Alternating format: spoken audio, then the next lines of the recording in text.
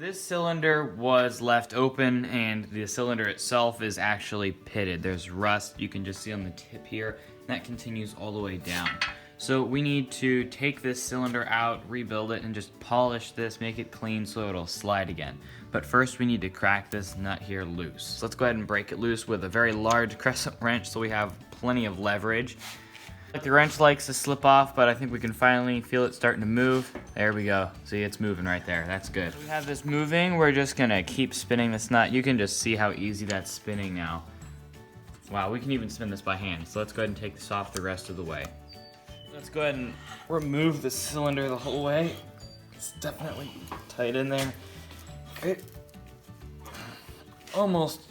There we go. Pulling this end off here, you can just see how badly pitted this cylinder is.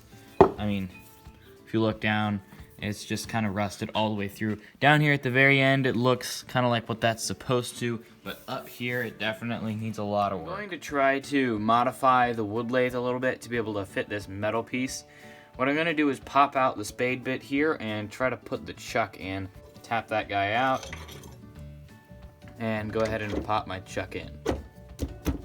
We're going to be running this at some low RPMs because we don't want this to fall off. What I'm doing is tightening this bolt down just a little bit, and what this is doing is moving the tailstock out and adding pressure, pushing it this way into the chuck. This lathe has variable speed, but the belt tensions, the belt gears here give me even more of a variable speed. I can get it to go really high at its top RPM or really low at its lowest RPM. Here we're gonna want this to go really slow because we don't want this to come off in any way. So what I'm going to do is switch this over to the lowest point here. So now I have this on the lowest speed that it can go on these adjustable belt pulleys. So I can put this now back down. And I have my drive motor here with a 3/4 horsepower treadmill motor, and this works great for the variable speed. We're standing as far away from this as we can because this is kind of scary with the big piece of metal. So I'm going to spin this up as low as I can on the RPMs. One thing I kind of find unnerving about the variable speed setup that I have here is you have to turn it until the motor builds up enough power to start turning, which is not its lowest RPM. So it'll go spinning at a higher RPM, then you can take it lower to its lowest RPM. So I don't think it's going to be too high. It is going to spin a little bit faster at first. We can take it down. But if this is spinning just too fast, we're not going to do it, and we're going to find another way to lay this down.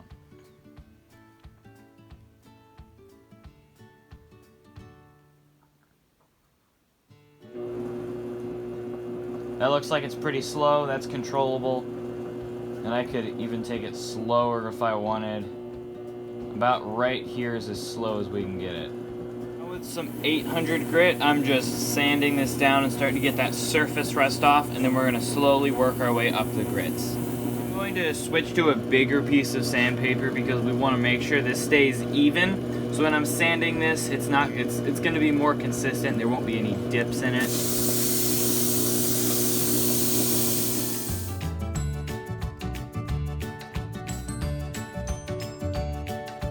I'm just really taking my time with this sandpaper, just making sure I get a really nice finish on this and it's really clean.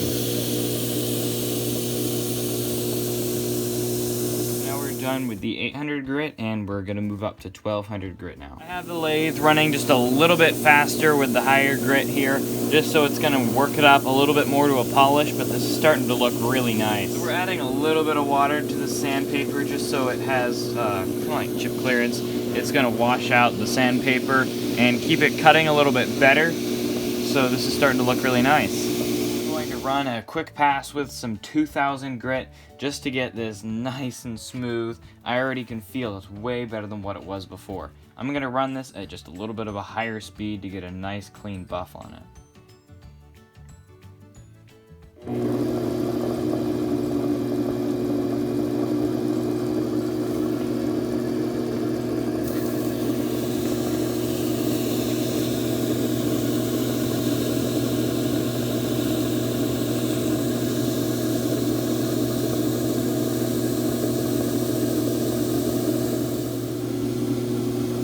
Now I'm going to go ahead and drop this back in here. So this just loosens up like this. Maybe I need there it goes. All right. So slide that on. So if someone holds the screwdriver while we twist this bolt on, it makes it a lot easier. It's holding that thread still. Okay. In order to refill this jack with hydraulic fluid again, we need to remove this plug. So I found if you just take a pair of wire clippers and just very lightly squeeze this to where it's not like where you're not gonna clip it, and then from there you can get a grip and pull that out. Whenever we start to see the fluid starting to come out of the fill plug here and draining down, we know that it's full. So I'm just gonna fill this up. It took about 10 minutes, and now you can see when I pour some in there, it starts to come out here. Before we put the plug back in, we're just gonna run the jack up and down, pump it up, just to make sure we work that oil in.